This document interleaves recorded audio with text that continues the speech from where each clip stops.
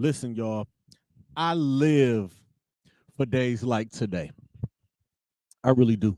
So thankful to have y'all all with me. Mic check 1 2 1 2. Y'all know what day it is. Y'all know what time it is, and y'all know who y'all looking at. Welcome to another episode of Club Pizzle. I am, of course, your host, Don P. Pizzle Pod God. I'm the owner and sole proprietor of the Happy Hour Network and of Club Pizzle. I want to thank you guys for your continued support of this podcast. I want to thank you guys for your continued support of this platform. I also, while I'm in the thanking mood, I want to give a thanks to everybody who voted for this podcast in the Scene Magazine's Best of Cleveland for Best Sports Podcast. I really thank y'all.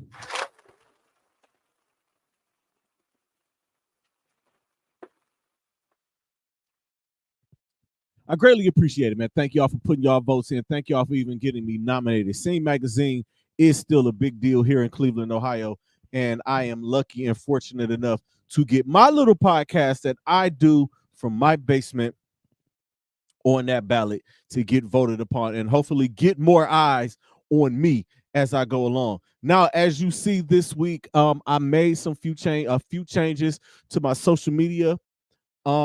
Instagram, as far as Instagram goes, the former Happy Hour Network page is now the official page of Club Pizzle. I will post all sports stories and any Club Pizzle content on that page. Since, to be all the way perfectly honest with you guys, Club Pizzle is the only consistent show here. So that's gonna be that. Yeah, so check it out, man. It's Club Pizzle 216. So just go there. It's in the comments, y'all. It's the link. I mean, not the link, but the join is in the comments. While you guys are still in the voting mood and in the supportive mood, make sure y'all check out the Cleveland Music Awards that is coming up this year. Make sure y'all put my name on the ballot for radio show / podcast. Put me in that category, and so I can get nominated for that. So I can put a suit on, and me and gang can go on down to the Cleveland Music Awards. And I think that's it for the moment. Now, oh, programming note. Make sure you guys tune in, or make sure you guys go back and take a look at my conference finals preview. So far, the two teams that I did pick to win, they did get their first games. Boston beat Indy in a great game one, and Dallas defeated Minnesota in another great game one. Also check out my Cleveland Cavaliers offseason show that I did Tuesday. I'll name this segment later. And make sure you guys tune in this weekend. I am coming at y'all asses full speed ahead, because Saturday I'm bringing Pizzle's Picks back. It is the WWE Premium Live event, King and Queen of the Ring edition, at 11 a.m. Make sure y'all tune in for that. And also, after the Premium Live event, King and Queen of the Ring, I will recap it. And Sunday, I may or may not have a special treat for y'all. And I'll just leave that there. Now, let's get to why we are here.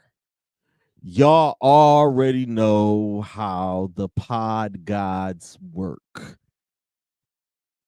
Y'all know every time, or most of the time, I seem to have my show all the way together and have this whole outline and this whole format and all of these different articles and all of this different stuff that I had to be able to come and sit down and talk with you guys for 30 minutes to 45 minutes at a time. What happens today on Thursday, which happens every Thursday? Something breaks. Now, the Cleveland Cavaliers, in a move which a lot of people may or may not be happy about, or people are happy about, whatever. The Cleveland Cavaliers have parted ways with JB Bickerstaff. 4+ seasons, we'll just say 5 seasons under JB Bickerstaff. He went 170-59. He won a playoff series. He lost 2 playoff series. He got this team in his time when he took over for John Beeline, and I'm gonna get to that. He started, it was like a 22-50 season. I think that was like the shortened season or whatever. But from the lottery to the play-in to the first round to the second round, y'all may not want to admit it, but he changed the culture. He brought another culture in here, a culture that wasn't going to work when they brought in John Beeline, when Dan Gilbert decided to hire his Michigan buddy and give him his fucking retirement plan. Yeah, I said it. I'm here today. I'm taking the gloves off a little bit today. I'm not going to kick Dan's back in because I know Dan has been sick, and it is actually good to hear that he seems to be getting better, that he's going to get involved in all of these moves, which I stated on, I'll name this segment later. I don't think it's a good idea. I think he should allow Kobe Altman and Mike Gansey to do their jobs. You hired them and you paid them to do a job. Let them do it. And with that, they did do that job. Beeline got let go. They hired JB Bickerstaff. He won 22 games his first full season. They stuck with him. They drafted Colin Sexton, Darius Garland, stayed patient. Drafted Isaac Okoro. Drafted Evan Mobley. Traded for Lauri Markkanen. Got to the play-in. Or traded for Jared Allen as well. Sorry. Can't forget that. You got the makings of your core. And this team got better with each year. It may not look like it in the win-loss column, but the progress this team made, this team did get better. Were there some shortcomings? Of course there are. And, of course, in typical Cleveland sports fan fashion, y'all will never point out the fact that he took this team from where they were in that disaster of a coaching job by John Beeline and getting in a fucking press conference and calling your players thugs. Y'all forgot about that. I'm here to remind y'all here. Think I need a little bit of a reminder. Here it is. Remember John Beeline. And as far as I'm concerned, JB Bickerstaff should have got that job back then and not John Beeline. You bring in a college coach, a 65-year-old college coach at that. That was his retirement plan. And a year and a half or a year or a half a year or not even a full year into the shit, you're getting rid of them because these young guys and the veterans that were on this team tuned them out. That's what it was. They shouldn't have hired them in the first place. In comes JB Bickerstaff. Does a decent job there. Come back, wins 22 games with the lesser roster. And I know you guys are so in love with Colin Sexton, 24 points a game on a losing fucking team. Whatever. So they're drafting these guys. I mean, again, you draft Sexton, Garland, Okoro. Back in the lottery again. Evan Mobley, you get the number 3 pick. Evan Mobley falls in your lap. You make a move for Lauri Markkanen, which everyone loved. You get him from Chicago. And now you just look at what JB did with that team. You got 2 little guys. You got 2 little guys as your guards. You got Garland and Sexton as your guards. And then you got your supersized front court. 7-foot Markkanen, 7-foot Mobley, 7-foot Jared Allen. Who thought it was going to work? I didn't think it was going to work. I didn't think Lauri Markkanen had the foot speed to keep up as a small forward in this league. But who made sure, but they got it done. Colin Sexton goes out, this team goes up a level. He gets injured, and they go up a level, right? Anytime this team had some sort of adversity pop up in the 4+ years that JB Bickerstaff was here, they answered the fucking bell. Colin Sexton goes out. This team rises up to as close to the 1 seed as you could possibly get. They lose Evan Mobley after the All-Star break, and that team takes a dip, and they fall into the play-in where they lose to Brooklyn and they lose to Atlanta, as I stated the other day. The next year you trade Colin Sexton for Donovan Mitchell, which a lot of y'all still aren't over, and I don't really give a fuck. You trade Sexton, you trade Markkanen. What happens? First year, bringing in Donovan Mitchell. 50 games, 4 seed, bam, home court advantage in the playoffs. Mind you, they get punked. And I still believe, and hindsight is always 2020, I still believe if you don't trade Kevin Love or you don't buy Kevin Love out and you let Kevin Love stay here to be with these young guys, it's a different story. They may win that series last offseason because there's no way Kevin Love is going to allow the New York Knicks to push him around. And lo and behold, what the fuck happened in the next round? Kevin Love and the Miami Heat beat the New York Knicks. So just hindsight is always 2020. And that brings me to this past season. December-ish. Press release comes out. Evan Mobley has to have knee surgery, and Darius Garland has a broken jaw. This team proceeded to go 17-1 and climb to the damn near to the tippy top of the Eastern Conference. If not for the Boston Celtics being as good as they were this year, the Cavaliers in January sometime would have been the 1 seed. It's JB Bickerstaff. Anytime someone got hurt, this team responded to him. This team fought, and this team was resilient because of him. And I know you guys out there are going to talk about, oh, his rotations were bad. What the fuck is he supposed to do with rotations and he don't have his full array of players? You got players on this team, and it's like, hey, you can do this, you go in. You go in. And I got and another thing. I'm on y'all ass today. I'm kicking backs in. Y'all talk about his rotations. What the fuck was y'all rotations would have been? It's easy to scream from the bleachers. I'm always going to say that. That is a hill that I am going to die on until the day that I die. It's easy to scream from the bleachers. Easy to scream from the bleachers. And that's all the fuck y'all are doing. All the players y'all was talking about they should play and all the players they talk about they should get.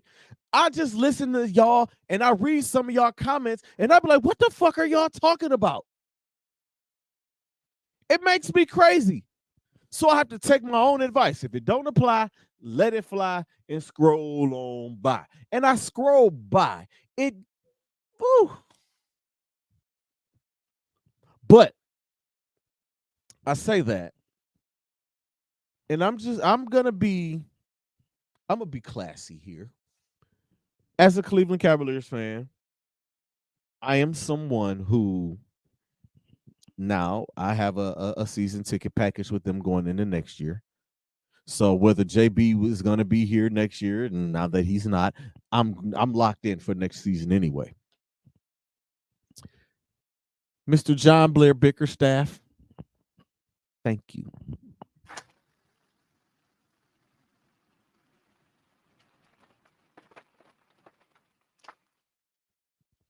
Thank you for being the coach to change the culture after LeBron James left in 2018, after Ty Lue was fired mid-season, and they bring in John Beilein, and he turns out to be an absolute fucking flop. Thank you to Kobe Altman for sticking with him for as long as he did. Because rumor has it, and I don't know what to believe with any rumors from any national media nowadays, because they all just seem to not like Cleveland and want to slander Cleveland every fucking chance they get. They didn't talk about JB Bickerstaff, but now all of a sudden they just dogging the shit out of him. So I had to turn that shit off. I'm so disappointed in Brian Windhurst, but I'm not going to kick his back in because he is from this area. I'm not kicking nobody from Cleveland, Akron. I'm not kicking nobody's back in. I'm just going to say I'm disappointed in him. I wish that he could or would champion Cleveland and get on ESPN and cut food about Cleveland the way that Stephen A. fucking Smith does about them fucking New York Knicks. I just wish for once somebody from Cleveland, when our teams are up, get on there and show their whole entire ass on national TV the way he does for the New York Knicks. I really, really fucking wish they would. Wendy, come on, baby. Do something for us, man. It's hard to even trust anything he says about this team now. Because ever since the Cavs got eliminated, everything has been just so crazy. But again, JB, thank you for turning this thing around. Thank you for establishing a culture. Thank you for 4.5 years of good, could have been better basketball. Thank you, JB Bickerstaff, for being the head coach to win the playoff series without LeBron James, being the first one to do that shit since Lenny Wilkins. I believe it was Lenny, because I don't think Mike Fratello won one. It was Lenny, right? Or was it Fratello? Whoever it was, thank you for being the one to do that. I've spent a lot of time down at Rocket Mortgage Fieldhouse for these last couple of years, and I've had a chance to see him up close and personal. I've sat courtside, and I've actually had words with JB after one of the games. I say, these games aren't easy, are they, Coach? He say, ain't none of these motherfuckers easy. Again, thank you, JB Bickerstaff. Now, if y'all asking me, do I like that they made this move? No. But I expected it, kind of, and I understand. I say I don't like it because I feel like with the job he did with this team this year, after starting the season without Jared Allen, after getting Jared Allen back and losing Darius Garland and Evan Mobley at the same time for a big stretch of the season, getting those two guys back and losing Donovan Mitchell after the All-Star break, to get him back, to lose Max Strus and Dean Wade and Isaac Okoro and Karis LeVert. It was a fucking mass unit down there. It's like the injury bug left Berea and came to Independence. Excuse me, y'all. Live radio. Y'all know how it is. The job that he did to get this team to the 4th seed this year after losing every single starter at one point for stretches of games, for them to be able to recover and still get the 4th seed, to lose Jared Allen in the first round and still manage to beat the Orlando Magic and not have Donovan Mitchell and still challenge the Boston Celtics. I think he did a damn good job, and I thought he at least bought himself the first couple of months of the season before they made that move. I don't like it, but I expected it, and I understand. If y'all can't get with that, the Frank stand is open. Now, let's take a look at the candidates, or some of the candidates, some of the names that I've seen and that I've heard from some people who have reliable sources. I got like a 3-tier list. I got candidates, I got some out of the box shits that I came up with, and I got a definite hell no list. So I'm gonna start with the candidates' names who I saw as I was cruising through the internet, and I seen from various reports from media guys like Woj and Shams and Windhurst. And again, like I really don't trust a lot what a lot of these guys say, just because of the way they speak of my Cleveland Cavaliers. As a Homer Cleveland Cavaliers guy, and as a realistic guy, like I mean, I'm gonna look at it, and I am as, and it's my responsibility to give it to you guys who turn to me and don't watch those guys. So let's start off with the one name that I've seen damn near everybody reporting is former Nets head coach Kenny Atkinson. Now, there are some connections.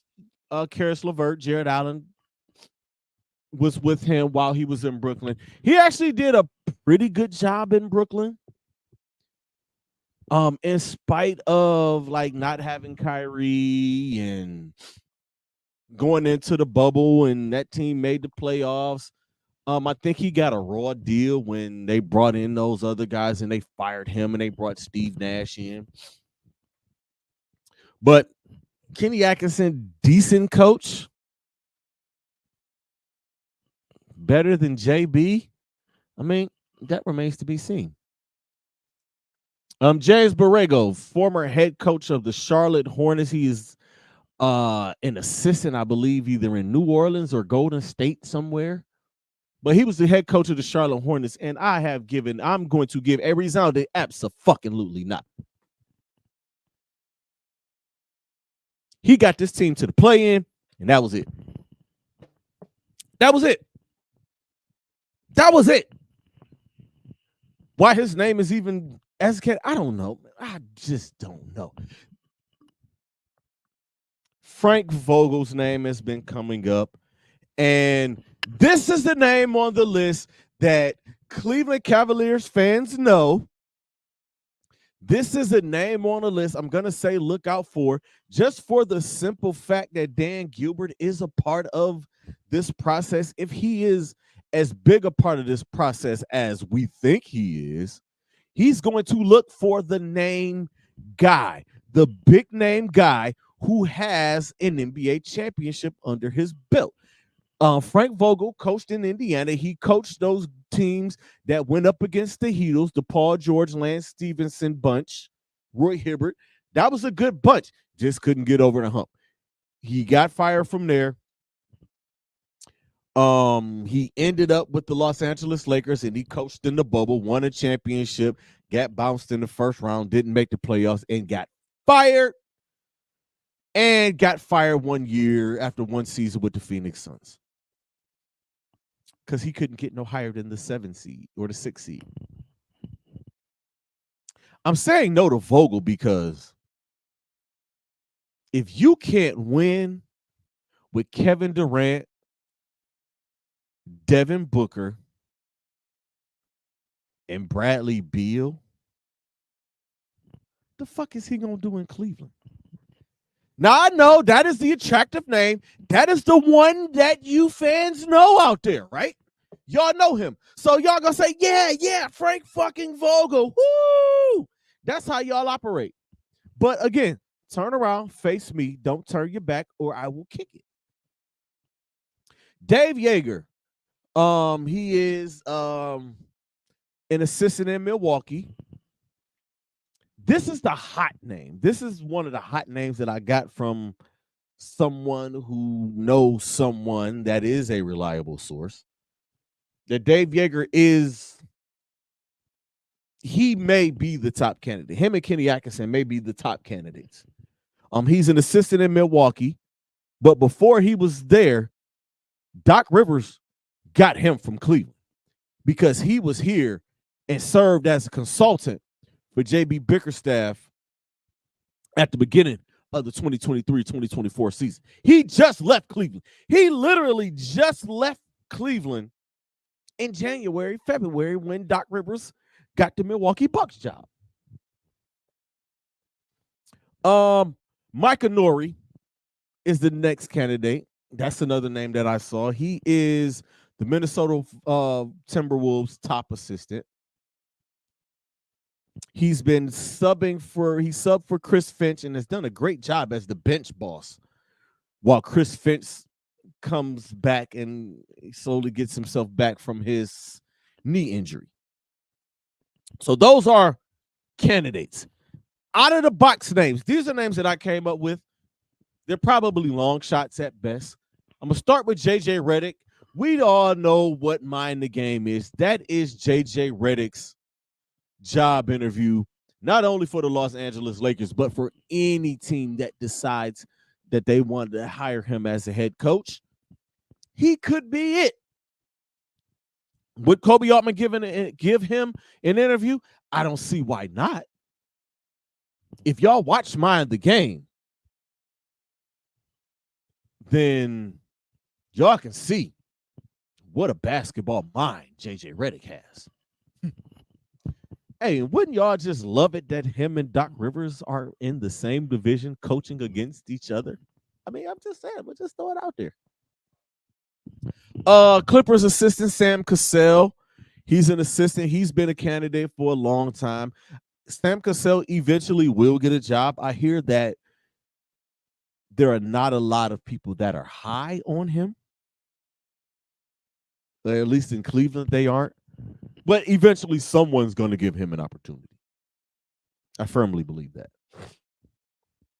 These next two names, I think I threw these names on the list when I was saying if JB got fired midseason, who would they get moving forward coming into this year? And these are totally out of the box and bordering on abso-fucking-lutely not. One is Las Vegas Aces coach Becky Hammon. We know Becky Hammon is probably going to be the first woman, to coach in the NBA. Could she be Pop's replacement when Pop decides he wants out? Or does Dan Gilbert make that kind of a splash move and call Bex?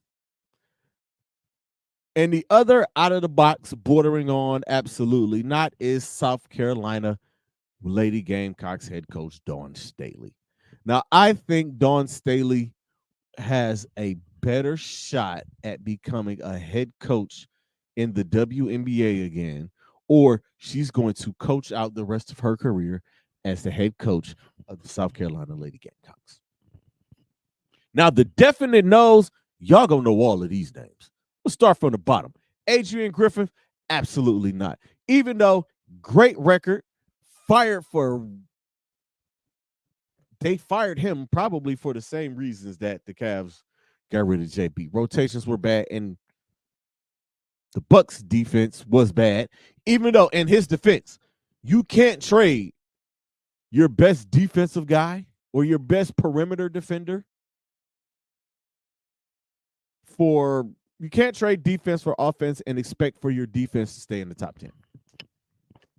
Let's throw that out there. Jacques Vaughn, hell no.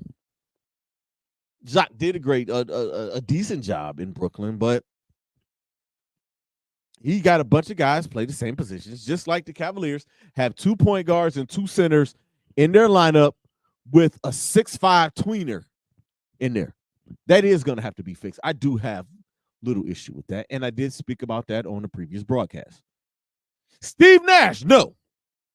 Nope. And the biggest no of them all, Mark Jackson. Let me be crystal clear with y'all. I love Mark Jackson. I love Mark Jackson as a player. I love Mark Jackson as a commentator. I love Mark Jackson as a coach. And I said this the other day. Mark Jackson ain't coached in 10 years, y'all. So why the fuck would he get a job now? It's over. He's probably never going to coach in the NBA ever again. I hate to say it, but it's probably true. He's never coaching in the NBA again. It's been 10 years. You would have thought he would have a job already. You would have thought he'd have had a job by now.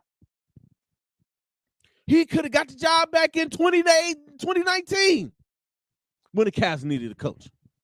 You don't think that when the Brooklyn Nets job opened up, he should have got it?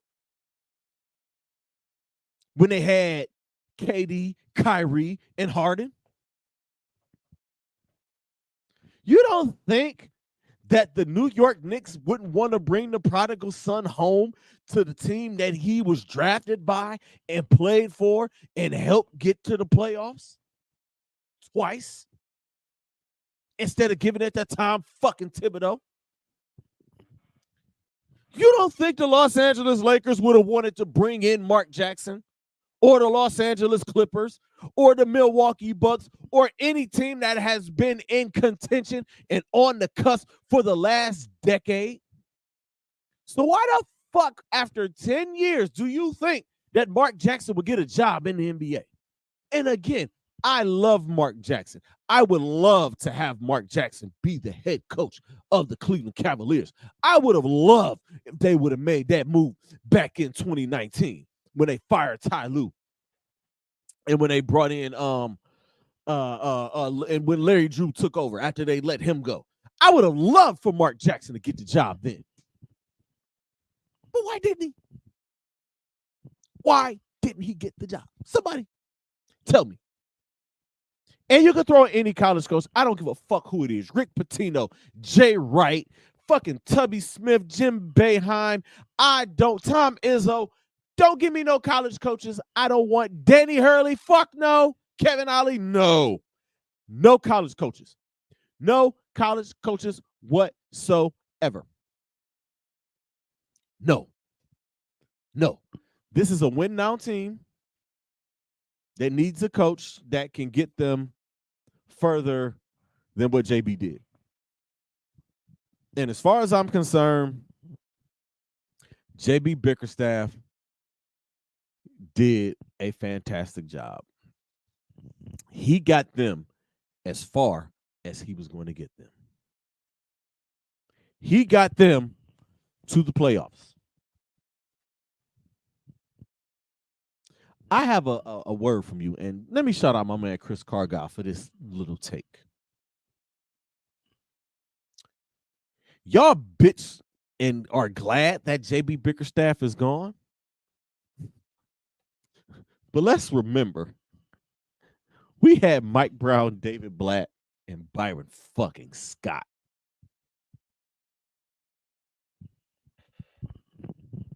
They brought Mike Brown back. He did absolutely horrible with post LeBron. Horrible. Do y'all think David Blatt would have made it to the finals and had the best record in the Eastern Conference had LeBron James not come back? Do y'all really think that David Blatt was a good coach? How good was he? Byron Scott? Come on, talk. Comment. Byron Scott sat on the sideline and was twisting his fucking mustache. And I love Byron Scott. But dog, do something besides twist your fucking mustache. But again, a lot of fans are glad that JB is fired. But all season, I asked you motherfuckers, if JB's gone, who's replacing him? Top two answers on the board, Mark Jackson, and I don't know.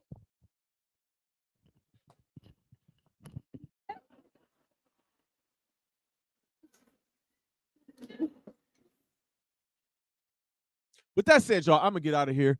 The topics that I did touch on, I will probably hit them Monday or Tuesday, and I'll name this segment later.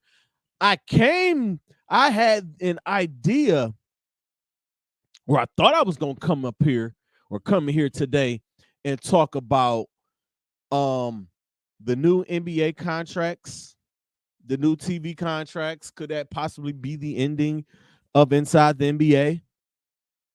And I was gonna talk about the the Cleveland Browns new stadium options. Do y'all want Jimmy World out in Brook Park, or do y'all want the Hexaplex downtown?